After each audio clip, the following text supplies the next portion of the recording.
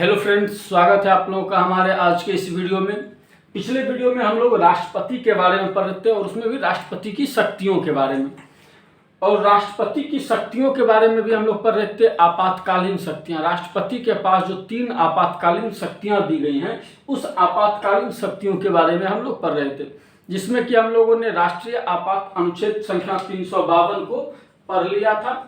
और आज हम लोग पढ़ेंगे राजकीय आपात, जो कि अनुच्छेद संख्या 356 में दिया गया है। अब देखिए, राजकीय आपात को ही हम लोग राष्ट्रपति शासन भी कहते हैं, कि किसी राज्य में राष्ट्रपति शासन लागू हो गया है तो वो क्या होता है, अनुच्छेद 356 के तहत। अब ये राजकीय आपात यानी राष्ट्रपति शासन जो है किसी विशेष राज्य पे लगाया जा सकता है, ना कि पूरे देश में।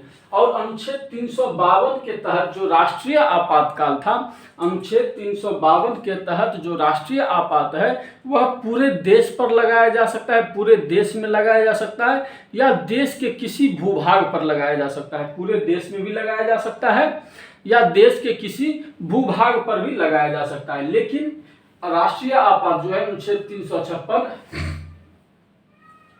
यह किसी विशेष राज्य पर लगाया जा सकता है। एक राज्य, 2 राज्य, 3 राज्य, एक साथ पूरे देश में नहीं लगाया जा सकता है राष्ट्रपति शासन। अब देखिए, अनुच्छेद 356 लागू कब होगा, यानी राजकीय आपात कब लागू होगा, यानी राष्ट्रपति शासन किस परिस्थिति में राष्ट्रपति शासन किसी राज्य में लगाया जा सकता है। तो देखिए, अनुच्छेद 355 कहता है कि राज्य संविधान के अनुरूप कार्य करेगी। राज्य जो होगी, कोई भी जो स्टेट है, वह स्टेट संविधान के अनुरूप कार्य करेगी, यानी संविधान जिस तरह से कर रहा है शासन करने के लिए, उस तरह से शासन करेगी, कोई भी राज्य हो। अब संविधान किस तरह से कर रहा है शासन करने के लिए, तो संविधान कह रहा है पहला नंबर तो जिसके पास बहुमत होगा वही सरकार बनाएगी, यानी जिसके पास, जिस भी पार्टी के पास बहुमत होगा वह राज्य में सरकार बनाएगी, या केंद्र में भी होता है उसी तरह की, वह जिसके पास बहुमत है वही सरकार बनाएगी। तो राज्य में भी कहता है कि संविधान की जिसके पास बहुमत होगा वही सरकार बनाएगी। दूसरा, राज्य में अशांति नहीं फैलनी चाहिए, यानी कि राज्य में शांति व्यवस्था भंग नहीं होनी चाहिए, यानी शांतिपूर्ण कार्य होना चाहिए। अब देखिए, यदि किसी भी को भी राज्य में किसी को भी, यदि किसी भी पार्टी को बहुमत प्राप्त ना हो, राज्य में जब किसी भी पार्टी को बहुमत प्राप्त ना हो तो क्या हो जाएगा, तो संविधान के अनुरूप वहां पर कोई भी शासन नहीं कर सकता है। जिसको बहुमत प्राप्त होगा वही शासन करेगा। तो संविधान कहता है कि यदि बहुमत प्राप्त नहीं है तो कोई भी वहां शासन नहीं करेगा। दूसरा, अशांति फैल जाए, यदि अशांति फैल जाए, देश की शांति, राज्य की जो शांति व्यवस्था है वह भंग हो जाए, दंगा फसाद होने लगे, बराबर अक्सर दंगा फसाद होने लगे राज्य में, तब क्या कहता है कि इन दोनों परिस्थितियों में राष्ट्रपति शासन किसी भी राज्य में लागू किया जा सकता है। जिस भी राज्य में किसी भी पार्टी के पास यदि बहुमत नहीं है तो राष्ट्रपति शासन उस राज्य में लागू किया जा सकता है। अशांति फैल गई, दंगा हो रहा है किसी राज्य में, तो भी उस राज्य में राष्ट्रपति शासन लागू किया जा सकता है, क्योंकि ये दोनों कार्य संविधान के अनुरूप नहीं है। ठीक है। और अगला देखिए, आगे क्या कहता है कि अनुच्छेद संख्या 365 कहता है कि केंद्र जो है, केंद्र राज्य को दिशा निर्देश करेगी, और राज्य जो है उस दिशा निर्देश का पालन करेगी। केंद्र के दिए हुए दिशा निर्देश के अनुरूप ही राज्य काम करेगी। राज्य की जो सरकार है वह केंद्र के दिशा निर्देश का पालन करेगी और उसे राज्य में लागू कराएगी। यह कौन कहता है, तो अनुच्छेद 365 कहता है कि राज्य केंद्र के दिशा निर्देशों का पालन करेगी।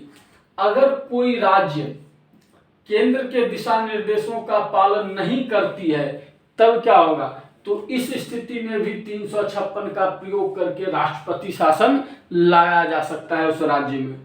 जब कोई राज्य केंद्र के द्वारा दिए गए दिशा निर्देश का पालन न करे, यानी केंद्र जो निर्देश दे रहा है उसका पालन ना करे, तो उस स्थिति में भी अनुच्छेद 356 का प्रयोग करके राष्ट्रपति शासन उस राज्य में लगाया जा सकता है। तो राष्ट्रपति शासन किसी भी राज्य में किस आधार पर लगाया जा सकता है? तो दो आधारों पर लगाया जा सकता है। जब राज्य संविधान के अनुरूप कार्य न कर रहा हो, जब राज्य में संविधान के अनुरूप कार्य ना हो रहा हो, यानी अशांति फैली, दंगा अधिक फैल रहा हो, या फिर किसी भी पार्टी के पास उस राज्य में बहुमत नहीं है, तब क्या होगा? राष्ट्रपति शासन 356 का लागू किया जा सकता है। केंद्र के द्वारा दिए गए दिशा निर्देश को यदि राज्य ना माने, केंद्र के द्वारा दिए गए दिशा निर्देश को राज्य मानने से इनकार कर दे, या उसे राज्य में सही ढंग से लागू नहीं करवा पा रही है, तो क्या होगा? वहां भी राष्ट्रपति शासन लागू किया जा सकता है, इन दो आधारों पर। ठीक है।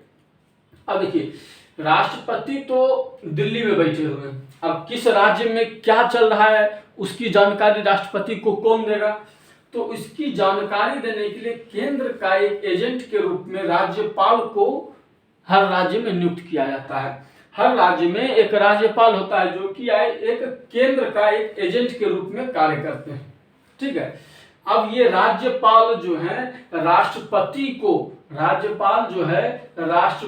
को सूचना देंगे कि राज्य में संवैधानिक तंत्र विफल हो रहा है, यानी कि यहाँ किसी भी पार्टी का बहुमत नहीं है, या फिर यहाँ बहुत अधिक दंगा फसाद फैल रहा है, शांति व्यवस्था भंग हो रही है इस राज्य की, या फिर केंद्र के द्वारा दिए गए दिशा निर्देश को राज्य नहीं मान रहा है, तो क्या करेगा? राज्यपाल राष्ट्रपति को इस बात की सूचना देगा।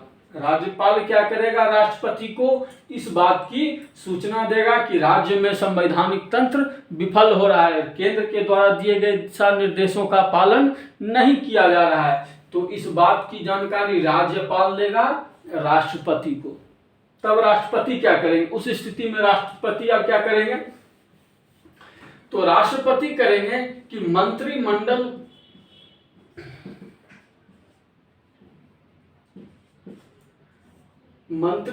की बैठक बुलाएंगे, मंत्रिमंडल से सलाह लेंगे।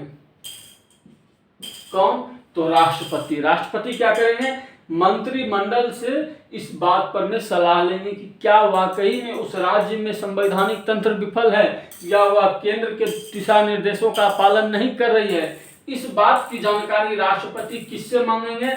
मंत्रिमंडल से इसके बारे में पूछेंगे। मंत्रिमंडल जब लिखित सलाह दे देगी, मंत्रिमंडल जब लिखित रूप से इसको मान ले कि हाँ राज्य में संवैधानिक तंत्र विफल हो गया है और केंद्र के द्वारा दिए गए दिशा निर्देशों का पालन राज्य में नहीं किया जा रहा है, इस बात की लिखित सलाह दे, इस बात के लिए किससे सलाह लेंगे राष्ट्रपति? तो मंत्रिमंडल से। और जब मंत्रिमंडल लिखित रूप से इस राजकीय आपात के बारे में राष्ट्रपति को सलाह दे, लिखित रूप से जब सलाह देगी राष्ट्रपति को, तब राष्ट्रपति क्या करेंगे? उस राज्य में राष्ट्रपति शासन लागू कर देंगे।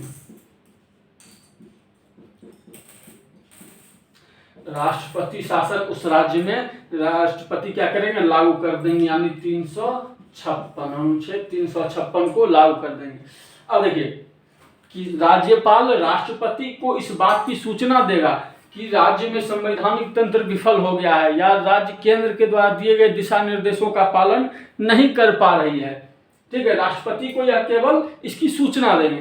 तब राष्ट्रपति क्या करेंगे? राष्ट्रपति मंत्रिमंडल से इसके बारे में पूछेंगे कि भाई क्या राज्यपाल के द्वारा दी गई सूचना सही है या गलत। जब मंत्रिमंडल इसकी पुष्टि कर दे, यदि मंत्रिमंडल कह दे कि नहीं संवैधानिक तंत्र विफल नहीं है, थोड़ा मोड़ा चल रहा है, वह ठीक हो जाएगा कुछ समय में। यदि मंत्रिमंडल मना कर दे, तब क्या होगा? तो वहां राष्ट्रपति शासन उस राज्य में लागू नहीं होगा। लेकिन जब मंत्रिमंडल हाँ कर दे और इस बात के लिए लिखित सलाह दे, उस बात के लिए राष्ट्रपति शासन लागू करने के लिए राष्ट्रपति को लिखित रूप से सलाह दे, लिखित सलाह, तब क्या करेंगे? राष्ट्रपति उस राज्य में राष्ट्रपति शासन लागू कर देंगे, यानी 356 का प्रयोग राष्ट्रपति उस समय उस राज्य के लिए करेंगे। अब देखिए, जब राष्ट्रपति इस राजकीय आपात लागू करेंगे, जब राष्ट्रपति राजकीय आपात लागू करेंगे, तो उसका जो समय होगा वह 60 दिनों तक के लिए वैलिड होगा। यानी जब राष्ट्रपति इसे लागू करेंगे तो वह कितने दिनों तक के लिए होगा? 60 दिन के लिए। जब राष्ट्रपति राजकीय आपात लागू की घोषणा करेंगे तो उसकी अवधि होगी 60 दिनों की। अब इस 60 दिन के भीतर इसको और आगे बढ़ाना, इस 60 दिन से आगे बढ़ाना है। किसे? इस राजकीय आपात को 60 दिन से अधिक बढ़ाना है। तो लोकसभा और राज्यसभा, लोकसभा और राज्यसभा को क्या करना होगा? इसका अनुमोदन करना होगा इस 60 दिन में। इस 60 दिन में लोकसभा और राज्यसभा दोनों ने अनुमोदन कर दिया, दोनों ने इसका अनुमोदन कर दिया तो ये फिर अगले 6 माह के लिए लागू हो जाएगा। नहीं, यदि लोकसभा और राज्यसभा इसे पारित नहीं करा पाती है तब ये 60 दिनों में समाप्त हो जाएगा। ये क्या? राजकीय आपात 60 दिनों में समाप्त हो जाएगा। लेकिन जब लोकसभा इसको आगे बढ़ाना है, किसी भी राज्य में जब राष्ट्रपति शासन लागू है उसे और अधिक समय, 60 दिनों से अधिक समय तक के लिए रखना है, तब क्या करना होगा?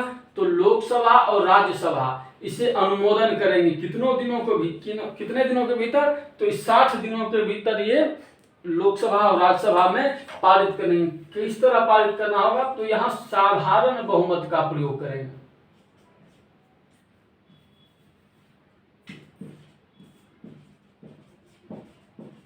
यहाँ विशेष बहुमत की आवश्यकता नहीं है। यहाँ जिस तरह अनुच्छेद 352 में राष्ट्रीय आपात में विशेष बहुमत से पारित करवाना होता था, तो वहीं इस राजकीय आपात में क्या होगा? साधारण बहुमत से लोकसभा और राज्यसभा यदि पारित कर दे तो ये 6 महीने, अगले 6 महीने तक के लिए लागू हो जाएगा। और फिर इसे इसी तरह 6 माह करके 6 महीने और बढ़ा करके इसे अधिकतम 3 साल तक बढ़ाया जा सकता है।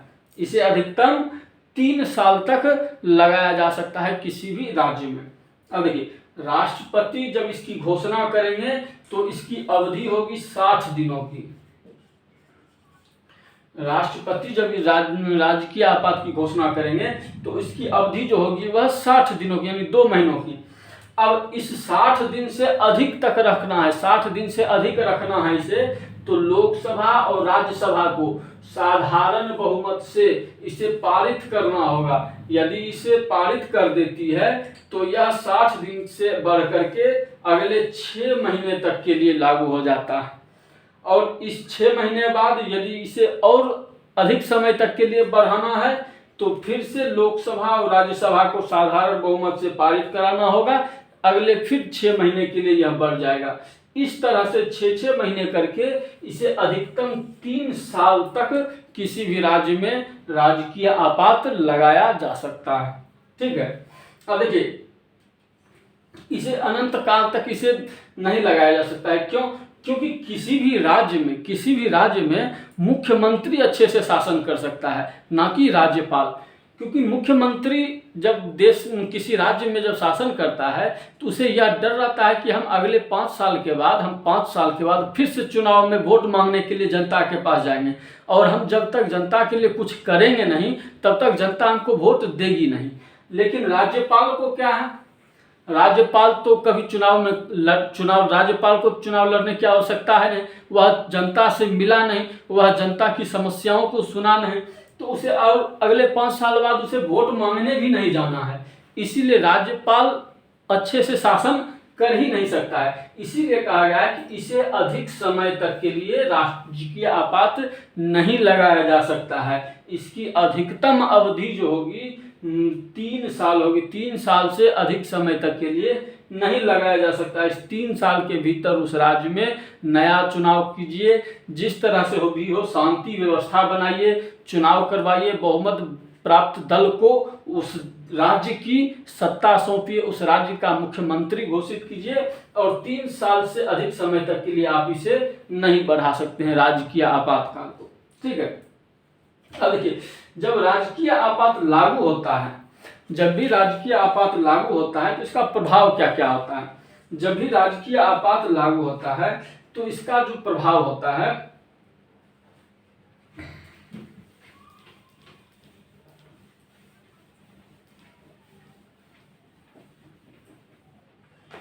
इसमें क्या होता है? तब राज्य की सारी शक्तियां राज्य की सारी शक्तियां राष्ट्रपति के पास चली जाती हैं।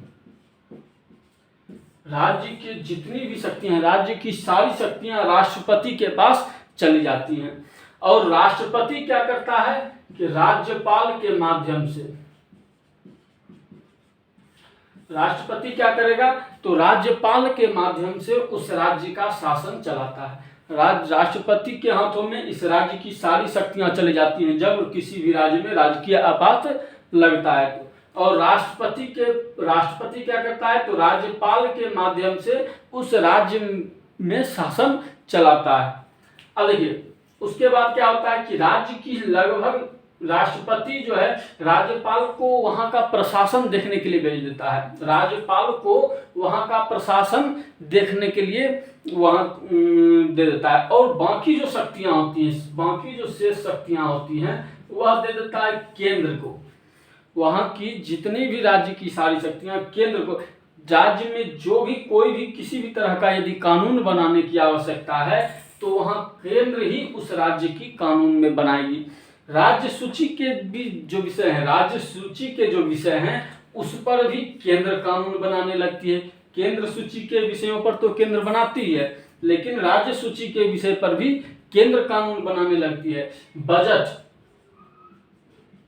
उस राज्य का जो बजट है वह बजट भी केंद्रीय बजट के साथ केंद्र ही पारित करती है, केंद्र में ही उसका बजट भी लाया जाता है। तो राज्य की लगभग सारी शक्तियां केंद्र को और राज्यपाल के पास चली जाती हैं जब भी किसी राज्य में राजकीय आपात लागू होता है।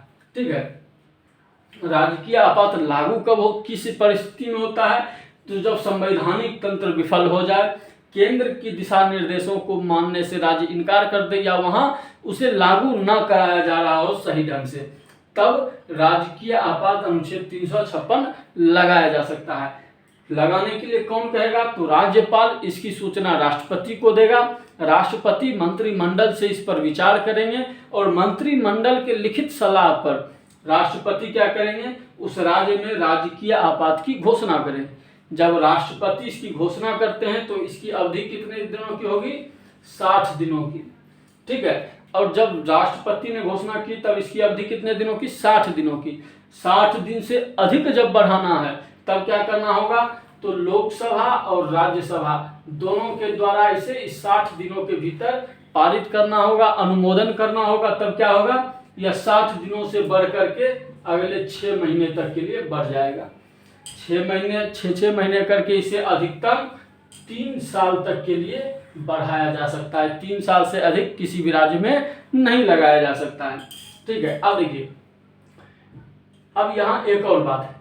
जब देखिए मान लीजिए किसी राज्य में राजकीय आपात लागू किया गया, किसी राज्य में राष्ट्रपति शासन लागू कर दिया, राष्ट्रपति ने इसकी घोषणा कर दी है 60 दिनों की अवधि तक के लिए। ये तो मान्य होगा कि राष्ट्रपति ने जब घोषणा की है तो वह 60 दिनों तक राष्ट्रपति शासन उस राज्य में रहेगा ही। अब मान लीजिए लोकसभा विघटित हो गई हो, लोकसभा क्या हुई है, लोकसभा विघटित हो गई, यानी लोकसभा का विघटन हो गया है, 5 साल का कार्यकाल पूरा हो गया है। अब नई लोकसभा के लिए जो लोकसभा के सदस्य हैं वो चुनाव में व्यस्त हैं। अब नया चुनाव होगा लोकसभा का, तब नए सदस्य चुन के आएंगे।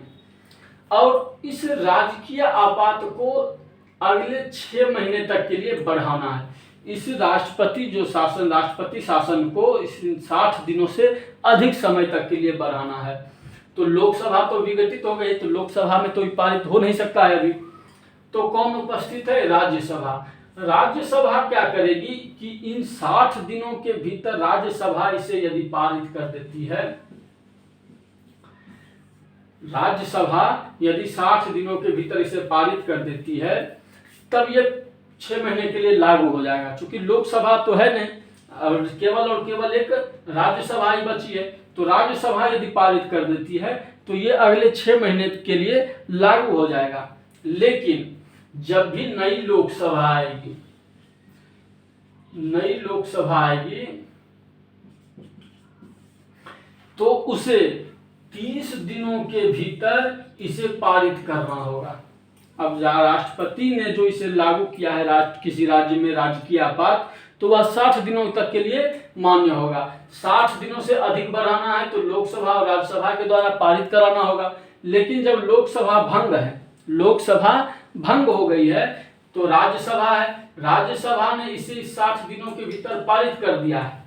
तब जब नई लोकसभा का गठन होगा, नई लोकसभा के सदस्य जब चुन के आएंगे, तब उनको क्या करना होगा, उनको 30 दिनों तक का समय दिया जाएगा कि आप इस 30 दिन में इसका अनुमोदन कीजिए, जिसे राष्ट्रपति ने लागू किया है और राज्यसभा ने इसे पारित किया है। तो आप इसका 30 दिनों के भीतर अनुमोदन कीजिए। तब क्या होगा, लोकसभा को कितना समय दिया जाएगा, तो 30 दिन का समय दिया जाएगा। राष्ट्रीय आपात में क्या था कि जब राष्ट्रीय आपात लागू होता है तो 30 दिनों के लिए लागू होता है और 30 दिनों के भीतर लोकसभा और राज्यसभा को पारित करना होता था। लेकिन जब राजकीय आपात है तो यह 60 दिनों तक के लिए राष्ट्रपति द्वारा लागू किए जाने के बाद यह 60 दिनों तक रहेगा और 60 दिनों के भीतर लोकसभा और राज्यसभा यदि पारित कर देती है तो अगले 6 महीने के लिए वह मान्य होगा, यह राजकीय आपात लागू रहेगा।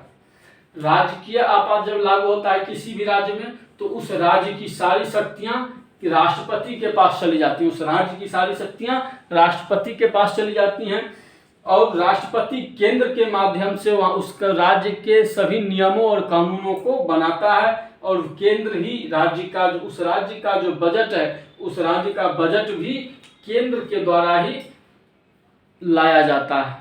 और वहाँ का जो प्रशासनिक है, प्रशासन को देखने की जिम्मेदारी किसे दे दी जाती है, तो राज्यपाल को। राज्यपाल के माध्यम से वहाँ पर उस राज्य में शासन को चलाया जाता है। ठीक है, तो ये था राजकीय आपात। राष्ट्रीय आपात भी हम लोगों ने देख लिया है, राजकीय आपात आज हम लोगों ने अनुच्छेद 356 देख लिया है। अब अगला जो वीडियो होगा, अगला होगा हमारा 360, जो कि वित्तीय आपात से संबंधित है। ठीक है, राजकीय आपात और राष्ट्रीय आपात दोनों आपातकाल हमने देख लिया है और वित्तीय आपात अब अगले वीडियो में हम लोग देखेंगे अनुच्छेद संख्या 360, जिसमें है कि वित्तीय आपातकाल के बारे में। उम्मीद करते हैं आपको आज का ये वीडियो पसंद आया होगा। पसंद आया हो तो लाइक करें, शेयर करें, सब्सक्राइब करें। धन्यवाद।